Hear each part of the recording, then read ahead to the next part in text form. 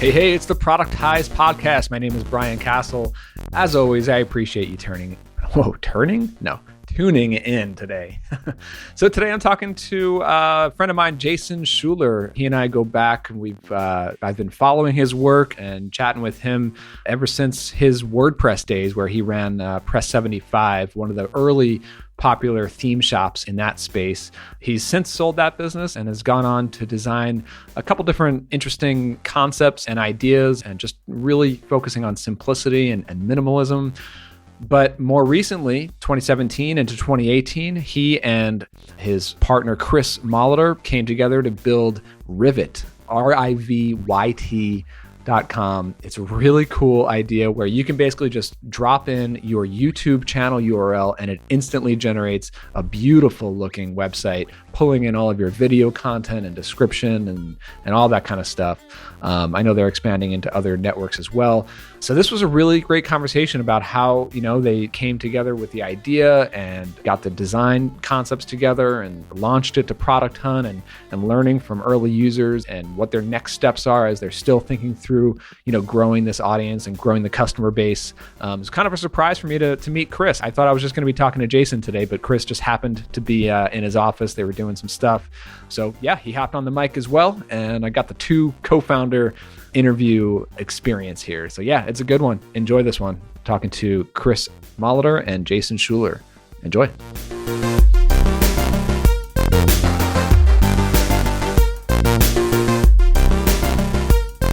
All right, I'm here with Jason Schuller and Chris Molitor. How's it going, fellas? Good. Hey. Good. So, this is kind of a surprise for me. I thought I was going to be talking to just Jason here today, but, surprise, we got a business partner here. I'm talking about Rivyt and the things you guys started and kind of the backstory for both of you. So, yeah, excited to dive in. Oh, thanks, man. Thanks for having us. I'm glad I could hijack the podcast. Perfect. So, Jason, you and I have known each other for going back several years now, although we've never met in person. One of these years we will. One of these years. Maybe this year, right? Yeah. So, you go back, I remember, you're one of the, just for those who don't follow your stuff, I think you're a fantastic designer, really focusing on simplicity and minimalist, design for the web and other things. But, just going back, you were in the first group of like WordPress theme shops and that kind of wave with Press 75. And since then, just doing a lot of interesting things. And so, the thing that really caught my attention in the last couple of months is the thing that the two of you guys have been working on. I guess you pronounce it Rivyt, RIVYT. Yeah. Why don't we start there and start with what you're working on now, and then we'll hop back into the backstory. But so what is Rivyt? So Rivyt is essentially a website platform, but unlike like the Squarespace or the WordPress, we're trying to do something really specific in an automatic way. So for these YouTubers right now is what our platform supports that are, building their channels and kind of building their following through YouTube.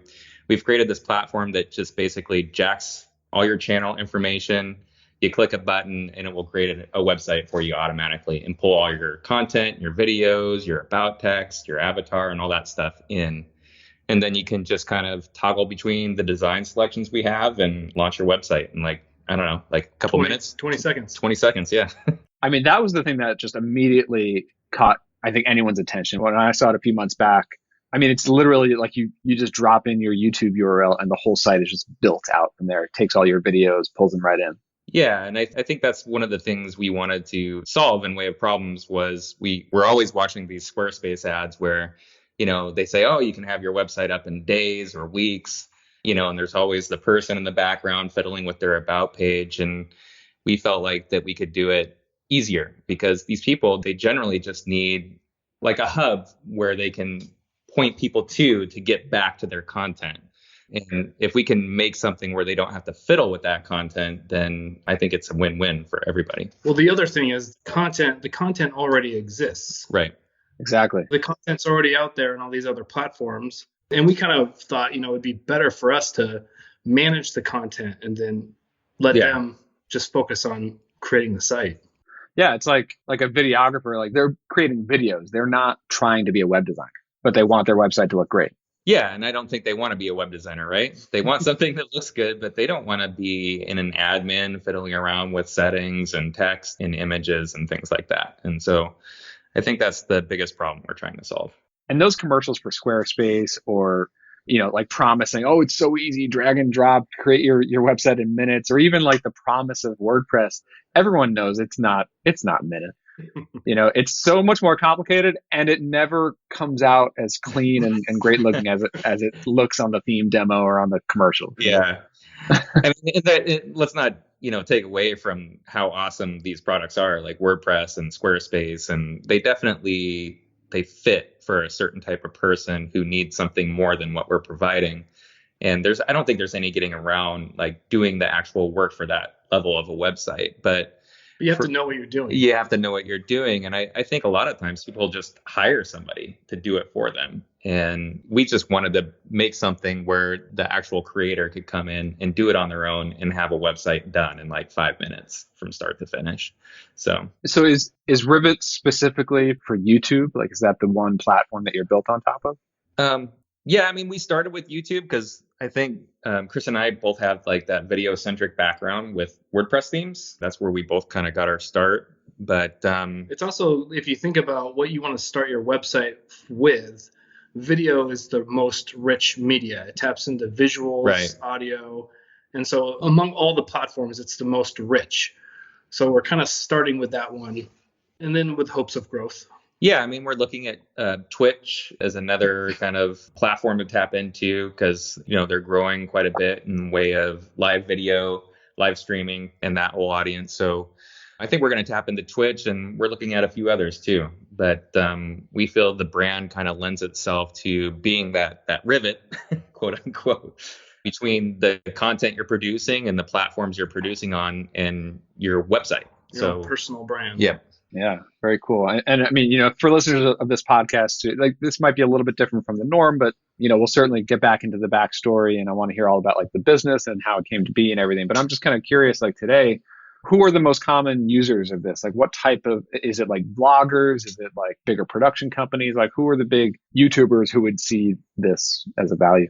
I think we kind of figured that out over the last. So we launched back in August, and we've kind of figured that out just over the last couple months, I want to say. And we're seeing Rivyt as being the solution, not for like the Marquez Brownlees or the Casey Neistats who have already kind of established themselves. It's more for the up and comers, the people who are trying to grow their brand and maybe need that presence outside of the YouTube platform. Probably sub 1 million subscribers. Yeah. So the guys who are, getting started, or maybe they have a little traction and they want to, put their brand out there on the web.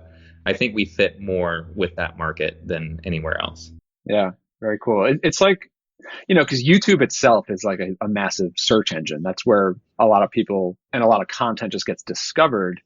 But then it has all these like arms, like you could embed videos on your own website. And even lately, like I've been getting into stuff, just checking out people on YouTube. I'm always clicking to their about to like check out their website to see like, all right, what does this person really do? Or what do they really want to put out to the world other than random videos that maybe they posted like 5 years ago? Like, yeah, exactly. But then you get lost, right? That's the other problem we're solving with YouTube is as a viewer, as a content consumer, you're viewing these videos and maybe you find something really interesting and something that somebody's putting out, but then there's all these recommended videos and that takes you away from that initial video that brought you there to begin with. And before you know it, you don't know how to get back. And so we're trying to solve that problem for these creators. If they were to send people to their website instead of their channel right off the bat, we kind of solve that problem of getting lost in that rabbit hole of YouTube too for these content creators. Yeah, very cool. So yeah, I mean, like, why don't we kind of hop back a little bit? We won't go too far back. There are plenty of interviews from, I can't believe I'm saying this, but like back in the day when you were working in WordPress, right? So I'm just curious about Press 75 was, the business and the entity that you were designing around back then. I'm curious, like, where did you go after that? After you sold the Press 75 business, what did like the next couple of years look like? What were you kind of focused on? That was kind of a hard one. I was dabbling with a few side projects, I want to say, at the time. But I think the biggest kind of driving force for me to sell that business was my daughter was just born. I wanted to spend a little bit more time with her as she was growing up. And I just saw it as a good time to maybe take a year and kind of reset and play around with some different ideas. And then after that year was up, I ended up at another startup called Plasso. And so I worked for them for a little while and did a bunch of kind of product concepts, and they got funding for a year and then lost funding the next year. And so then I jumped out of Plasso and back into just freelance web design, and then getting together with Chris to build Rivyt as well. So I've been kind of doing like part-time freelance and, 3/4 time Rivyt, I want to say. Awesome. And so like, yeah, Chris, like what's kind of your background? What have you been doing? Like, where did you start your career and get into this stuff? My career kind of blossomed in Theme Forest. I was primarily selling themes on there for about 9 years, I think, and kind of saw my the end of days there. I kind of wanted to do my own thing, so I attempted my own little project, which involved student crowdfunding, and turns out students aren't so honest, some of them, and I had issues with fraud. And complaining about that to Jason, we ended up working on this project. When did you guys start, like, meet and start working together? I think we met the first time, I want to say, like beginning of last year. So like beginning of 2017-ish. When we met? Well, what to start talking about. Start talking about Rivyt. Yeah. Yeah, that was about 2017. And then we actually started regularly meeting, I want to say, in March and April of last year. Yeah. And that led to building the initial concept and launching it by August of 2017. Yeah. So we're not even a year old. Wow. All right. So we're going to get into I'm going to dig into those details for sure. So are you guys both in like the Seattle area? Yes. Yeah. Chris lives just 40 minutes north of me. So yeah, we're within driving distance. It seems like all the people that I ever work with or collaborate with, they live like miles and miles away. It's like all my friends on the internet who I ever like meet up with or do cool things with, it's a flight away. There's like nobody next door that I could hang out and talk websites with. Nobody, like everybody around here has no idea what I do for a living, basically.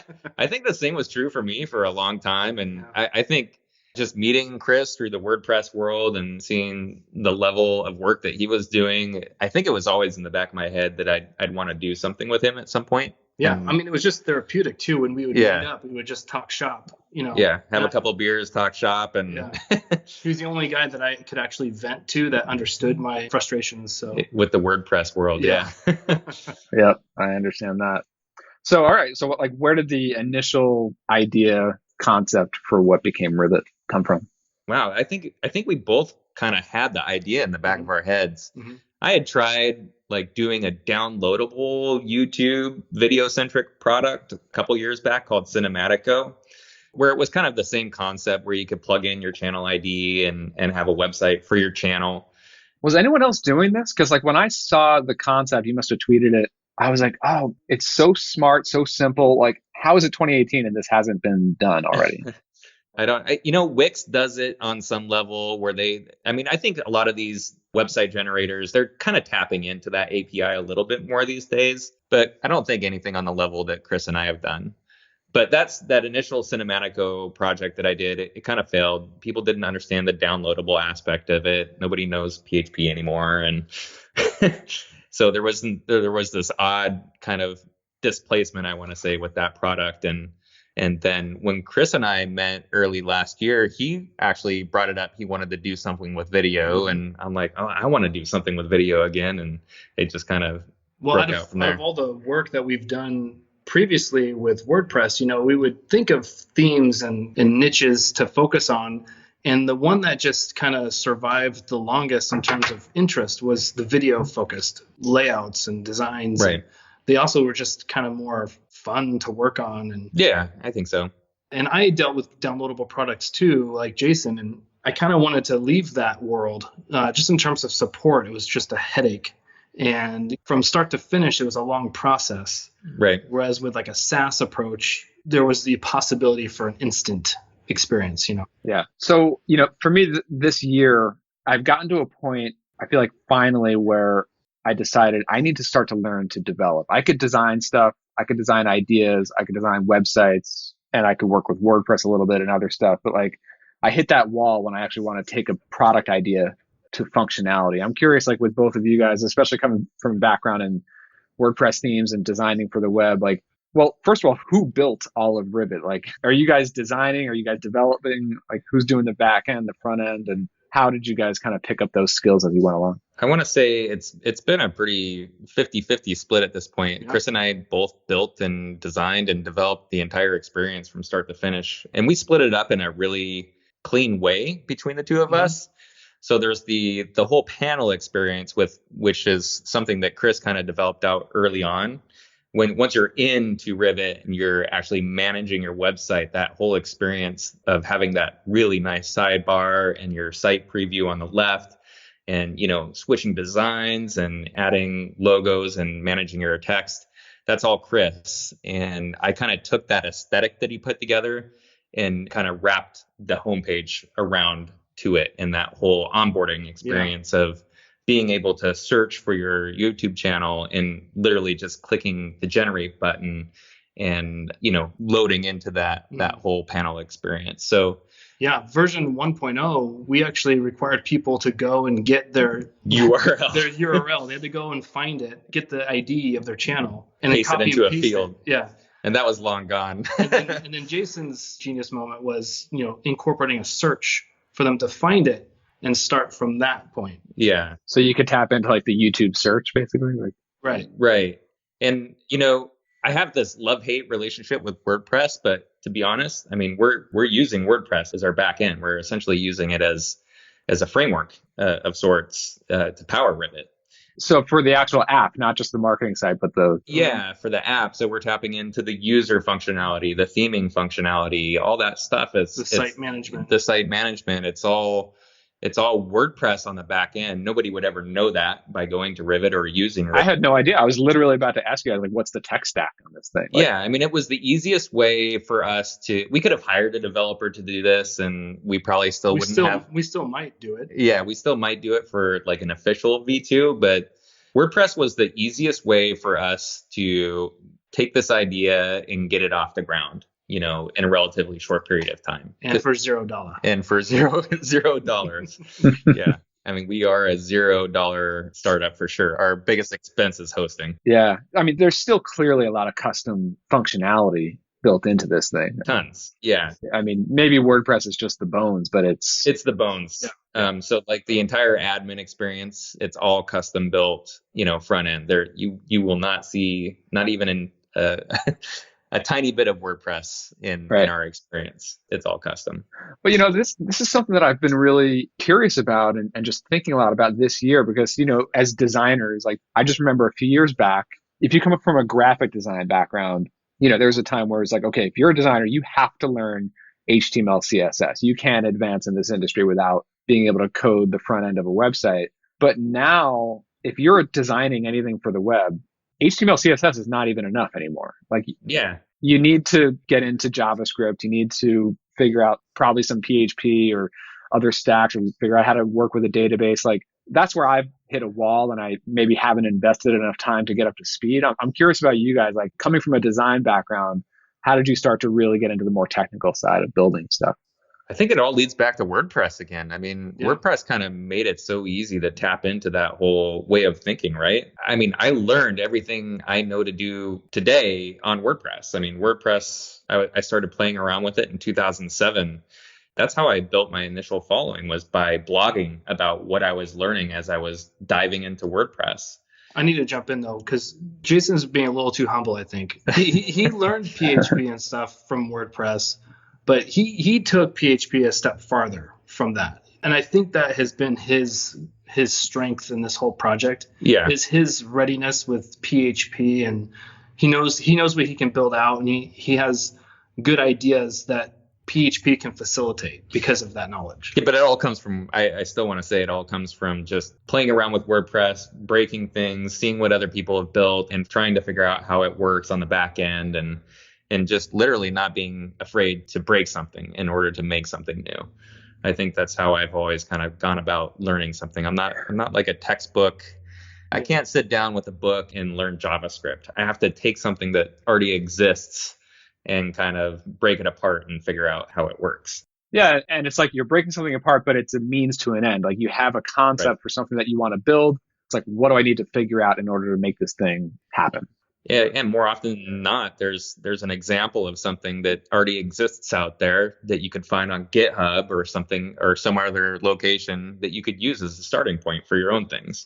Yeah. It's interesting because like there are a lot of designers out there who come from this sort of background of like you can make something look great on the web, but at least I run into this a lot. It's like you can become convinced that like, okay, I'm not a developer, so I should not touch back-end code and I should leave that to the experts. I should hire developers. I should Yeah. outsource it. I should rely on the experts. And I feel like there's really something to be said to build up your skill set into like this like full stack product designer person, right? Like maybe it's not for everyone, but like if you're a designer, it does pay to learn how to build your own stuff, at least to bring it to a version 1. I think at the very least, it's beneficial to be able to take, like you said, an idea or a concept you have in your head and have enough skills to be able to, maybe it's not done right, quote unquote.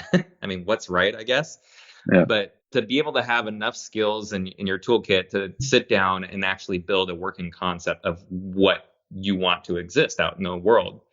And I think the ability to do that has always been kind of my driving force for building things and seeing if I can make them work. And then if something works, then maybe you go to the developer and say, hey, I built this thing. Here's how it works. This is how it looks. This is how I want it all to go from start to finish. And they can take that and say, okay, well, you did something right here. Maybe we can make something better here, but the ability to make something on your own has definitely been key for me. Yeah. What about you, Chris? Like, have you always been like, are you like a front end first and then you figured out the back end, or how did that come together? Yeah, I mean, I started out, my very first thing was Photoshop, playing around with designs and stuff, and I wanted them to become something that actually existed. So I got the HTML books, the CSS books, and then later I got into jQuery heavily, which is still kind of my go-to scripting language. And yeah, out of necessity for those designs to come alive. But I'm more comfortable in the front end world, that's for sure. And I think that's probably why Rivyt has a front endy kind of feel to it. It's all managed in the front end. And right. I don't like looking at 100% code. I want to see what that code could look like on a screen, Yeah, for sure. Very cool. Okay, so what was it, like 2016 when you guys really started to put this concept together? 2017. 2017. I think we were just pretty much getting like off the ground last year in way of like having an actual thought process as to how we wanted this thing to be when it was finished. We had like weekly brainstorming sessions before a line of code was written. Yeah, we were just meeting at a cafe every week and kind of brainstorming and workflowing on paper what we thought this thing could be and whether we wanted to use WordPress or whether we wanted to, bring somebody else on to build it for us. And so, I mean, in those meetings, you're talking about concepts. Are you talking about a business at this point, or it's just kind of like a fun idea? Who knows where it'll go? No. I don't think the business is fully formed yet.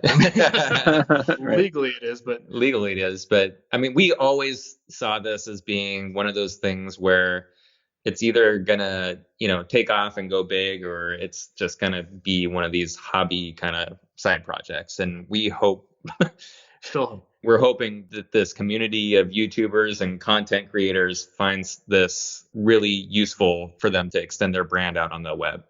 And we're seeing some good progress in way of site generation. We've generated 10,000 sites. 11,000 sites now. Wow.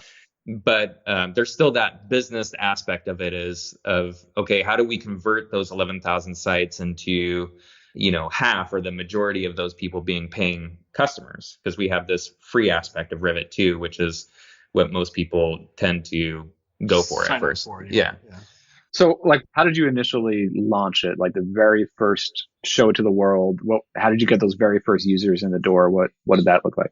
Product Hunt, I think was, we literally just threw it out on Product Hunt. And we saw a really significant increase in response. Yeah, really good response. I mean, we had tweeted it out to our following, which is the wrong following, I want to say. Like Chris and I have a following on Twitter of designers and developers and WordPress makers, and those aren't that's not our end user, right? So I want to ask about Product Hunt real quick though, because like that, sure, that is another one for me that's like I think it really is all about the idea and how well a product resonates. There is no hack, or my approach to it is like there's no hack with Product Hunt, but how did you get traction on Product Hunt? Was it literally you just logged in, you hunted it yourself, or did you have somebody else hunt it, or what was the? Well, we posted it. Yeah, we posted it, and then, I'm lucky to have like a lot of people in my circle, I guess, of friends on Twitter in the virtual world who are nice enough to retweet and, log in the Product Hunt and upvote it. And I think it kind of just grew naturally from there, the initial response we got from Product Hunt. I think John O'Nolan made a nice remark. Yeah. Founder of Ghost, Right? And that kind of picked up some traction from that too. Sure. Yeah. I mean, so these, again, like John is a guy I've known for quite a long time, and we have a mutual respect for things that we do. And so it's kind of those relationships that you've built in the past that you kind of rely on when you're building something new, I think. And that definitely helps to build the traction a little bit. But we have a long ways to go. We have a lot of work ahead of us. Like, our biggest hurdle right now is like shifting from, okay, now that all our friends know about it and maybe a bunch of other people that want to test it out, how do we make sure that the entirety of YouTube knows about it, and that this is something that they can use to actually build their brand and, in a really cheap and exciting way. So when you first started it, was it completely free? Like, you figured like you'd add pricing later, or did you have any sort of model from the outset? We had a 14-day trial when we first launched it, and we immediately saw that just wasn't gonna work. We ended up with all these stagnant accounts, and just trials were being deleted. And so we moved away from a trial to just a free basic website, essentially, that was limited. And you can't even do a custom domain with our basic account. So like, you would have to have a brian.rivyt.com. And that's still the model today. And that's still the model today. But it changed from a 14-day trial to a 24-hour trial, so that the site will delete after 24 hours unless you sign up. Yeah, and we changed it so that you don't actually create an account at first. So that's the other really awesome part about our onboarding right now. You can actually jump in, create a website without even registering. You can jump in, play with the website, and then if you want to sign up, you can do it after you've played with the website. And that's kind of helped out quite a bit. Yeah, it helps us know that our users are actual users. Right. Yeah.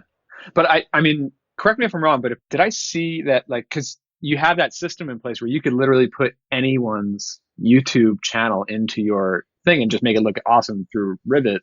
So you could take these like big celebrities or big brand name YouTube channels and throw them in there and kind of as like a PR thing. Like, has that worked for you? We've done that. Yeah. It's worked on some levels, and then some of the YouTubers are like, hey man, what are you guys up to here?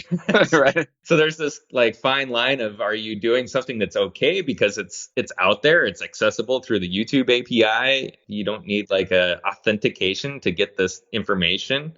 So it's like this fine line of being able to use this stuff and people being okay with it, or being able to use this stuff and people not being okay with it. Like, copyright is kind of a gray area with this. Yeah. Because we're promoting their content and we're promoting subscribing to their channels, but at the same time, some of this was unsolicited on their part. Right. Yeah. So it's kind of a weird. Yeah, I could see that being But yeah, I mean, from an onboarding standpoint of new users, it's pretty cool that you can just go right in there and create your whole site instantly without, having the friction of signing up, and then you can decide if you go forward from there. And then, like, I'm sure, obviously pricing can change at any time, but like, what is the pricing model? Again, what we're doing is such a kind of a minimalist approach to a website and a website experience. So we honestly feel that the way this business is going to work is through volume. And so we decided that a $29 a year price point was kind of like a good fit for that. That basically, gets these up and comers a website for almost nothing, So to me, it's a no-brainer. Like, I can have a website for $29 a year, or I can have a website for $13 a month. Which one am I going to choose? I would probably choose the one that specializes in the content that I'm producing, So that's kind of our approach to that. Yeah. And the price point also helps communicate expectations too. Like, when they come in, we have as many options as we think they need, but some people always think they need more. And that price point that we have kind of communicates what you can expect in terms of. Right. This is all about simplicity. This is like, get something up fast that looks great, Yeah, it communicates we're not a Squarespace. We're not a WordPress. We're something different. So, I mean, I'm looking at the paid plan. I mean, it still looks like you've got some pretty solid features in there, right? Like, so it says like you could add products. How does that work? Are those like an external product, or are you guys doing it like selling products through it? Yeah, well, we noticed that a lot of these vloggers, aside from the ad money they make on YouTube, a lot of it is referrals to Amazon products using their Amazon code. And so there's third-party sites that they use where they basically make a collection of all the products they would recommend, and they point people to this third-party website where it's all categorized and everything. And we just thought, well, maybe we should include that into the platform, give them the ability to attach products to specific videos they make. Right. That does make a lot of sense. So, in the same way you can see how many comments, you can also see how many products associated with the video. Right. It's great like having something like this because, YouTube is so limited in the way that like the description, like there's literally no formatting in the description. So like you can't even link text. Like if you want to drop a link, you got to drop the whole URL in the description, Well, and the whole premise of, so like the whole URL for your channel, it's really convoluted to me to be able to say, oh, check out my channel. And by the way, here's the URL. It's youtube.com/random generated, 28 character ID. Whereas with Rivyt, you could send them to brian.com and have all your content there. And the call to action is really clear. Like the intention is to get you that subscriber, to get you that video view. So we're not taking away from that. We're actually trying to just enhance that functionality of YouTube and get you more subscribes and more views because we're making it cleaner and clearer to consume. And then you're also pulling in like the YouTube comments and right. The core features of YouTube are still presented there, right? Right. But we also, we kind of offloaded the commenting part. You still have to comment on YouTube. Yeah. Got it. So we kind of drive these fine lines of, do we want to become this this WordPress of YouTube, or do we want to, offload where it makes sense and just bring in that initial kind of view of YouTube content? So, I mean, like you're still like, within the first year, it's obviously very new. What does the feedback look like? And, there's just two of you guys and you're both working on the product. How much incoming pre-sales questions or customer support questions are coming in? And like, are you seeing a lot of patterns with that? Like, is that? It's almost nothing, I want to say. Really? We do get some questions after the fact of like they've signed up, maybe they've paid for the unlimited plan and they come in and they say, oh, guys, it would be really cool if I could do this or, and it's usually like a little thing here and there. It's a wish list. It's a wish list of things. And Chris and I will kind of take that feedback and say, yeah, it looks like something we could actually do and it would make sense for a lot of people. Or if it's something that just makes sense for that individual, we usually just say, maybe that's not going to be a good fit, for Rivyt. Yeah. I mean, like most of our features are the result of feedback requests. Right. Yeah. But I want to say support is almost nothing. Yeah. So I think we've done a really good job of making the product usable for these types of people because, content creators, I don't know how much experience they have or not in the way of creating websites or managing websites. But I think we've kind of, the level we've made this is it's a really usable product for pretty much anybody. So, well, it's also nice too, because people who are focused on video creation, they're technically savvy. I mean, they have to manage those editing software, right? So they're more technically savvy than any of our other users that we had previously. Yeah, I mean, WordPress was a disaster. Yeah. Yeah. You get all these like local small business owners, mom and pop stores, and somebody tells them they need a website. But totally, I mean, a video creator is pretty technical. So yep. And I mean, the feature set is simple enough that it's like it does this thing, and it's hosted on your platform. It's easy, right? Yeah. I'm curious about like. Because people think about software products launching new ideas and validating with users and doing customer research. But again, we talked about like you guys are kind of attacking this from like a designer's standpoint, like putting this concept out into the world.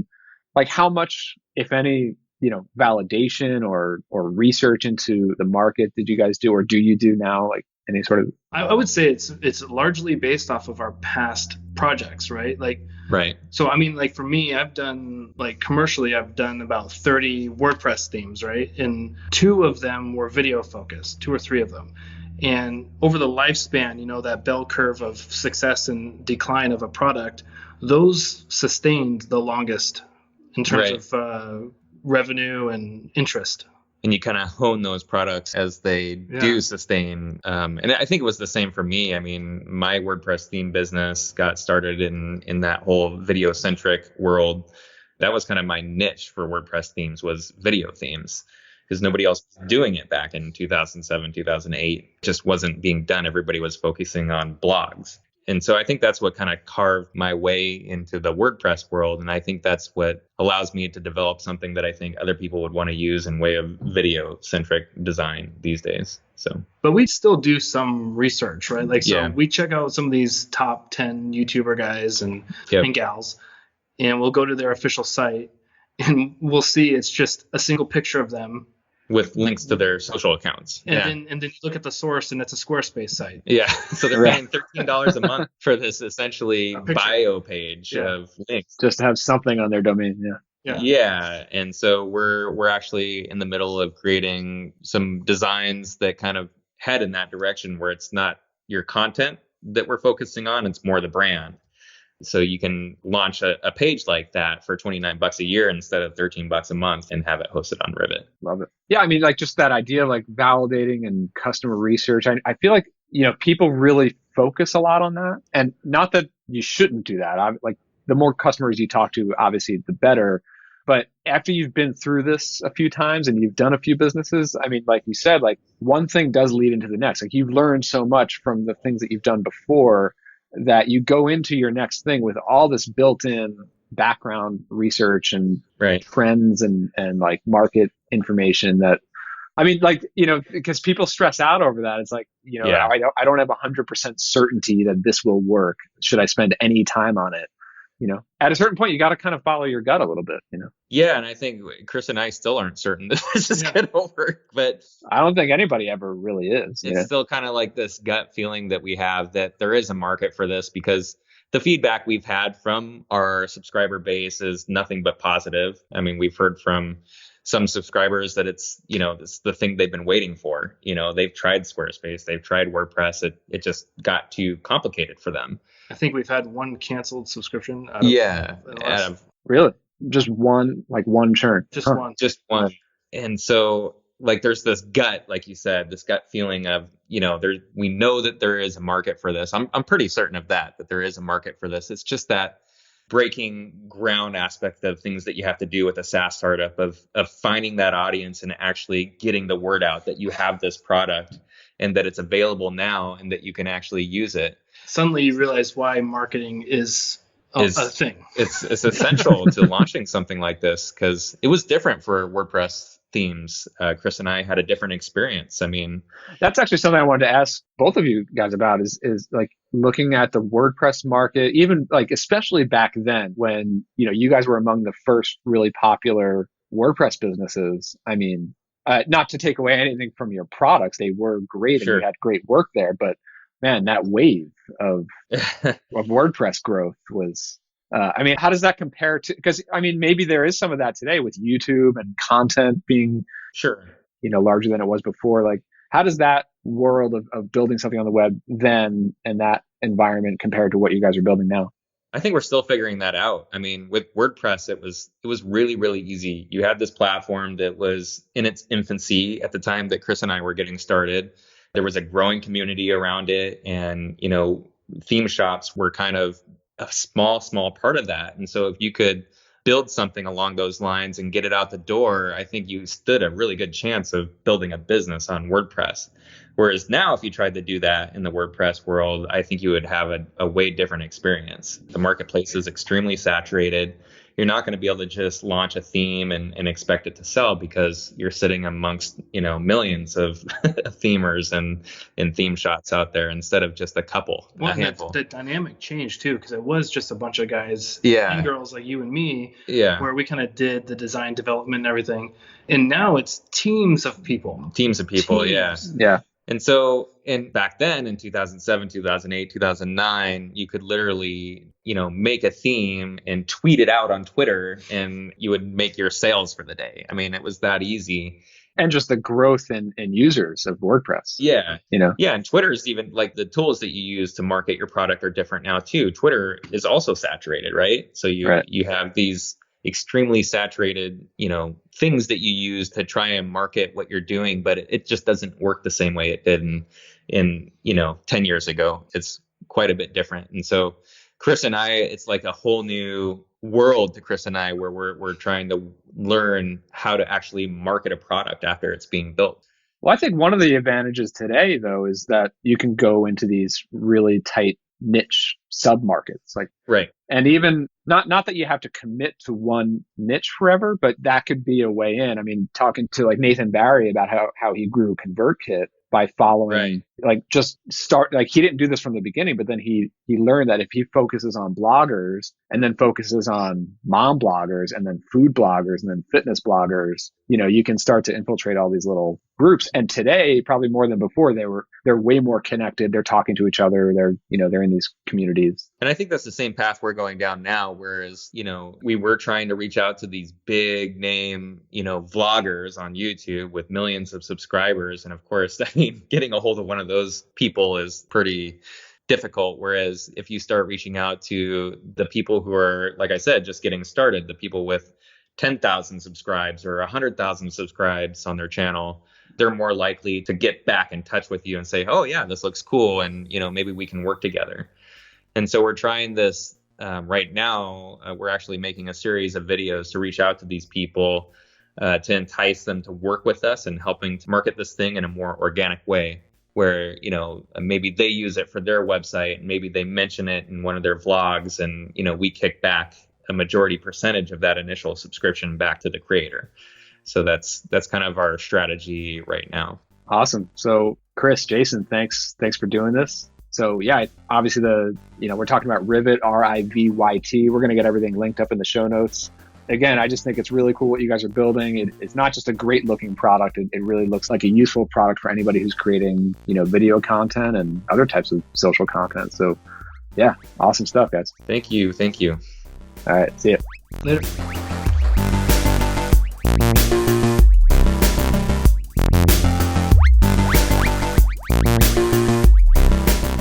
All right, now before we wrap up, let me ask you, what'd you think of this one? Was it good? You learned something? Are there any other topics you'd like to hear me cover on this pod? Well, let me know. No, I mean really, let me know. Hit reply on any of the emails that I sent you. I'll read every single one. I try to reply to everyone. What's that? Oh, you're not on my list yet. Okay, well, head over to my site, productizepodcast.com. You can get on my email newsletter that way.